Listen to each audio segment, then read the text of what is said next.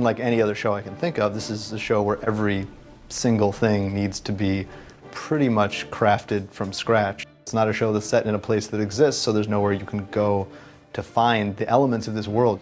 There's so many brilliant craftsmen.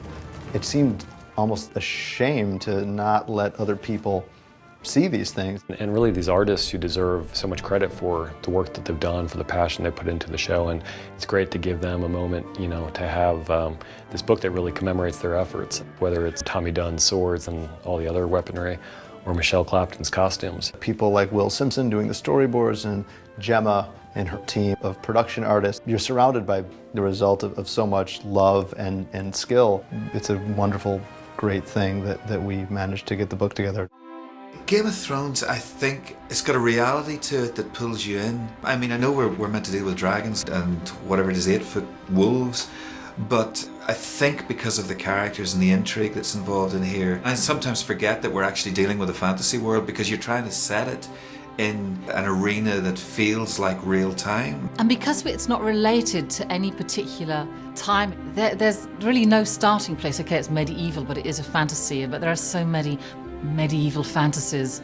I think we all agreed, we really want to take this somewhere else and just explore a bit more. And that's, I think, why we wanted to take a look around the world. All the worlds that I adore, I've managed to kind of go into and pluck out bits that I think have become appropriate for all our different worlds, because all of them have to be very instantly recognisable and instantly have a sort of hit, so you as audience members will go, oh, we must be in the Dothrakis, oh, we must be in King's Landing.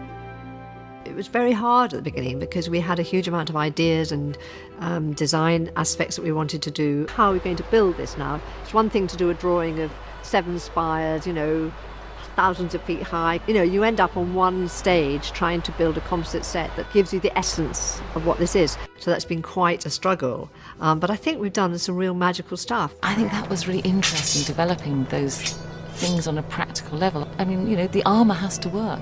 It doesn't have to look like anything we've seen before, but it still has to work as armour. Between costume armoury, costume, stunts, fight choreograph, it has to be a fine balance all around, because at the end of the day you can't be just pretty and not be able to move. You have to have a physical manner.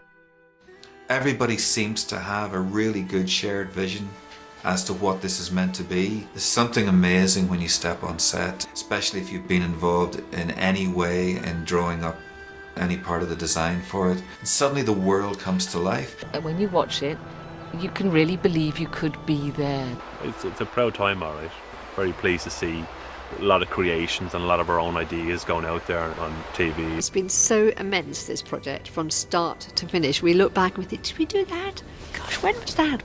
Hopefully all of this stuff sort of disappears into the fabric of the story. But it's fun to then, after you've had that experience, to go back and enjoying them as almost objects of art and just appreciate how much work and how much love went into it.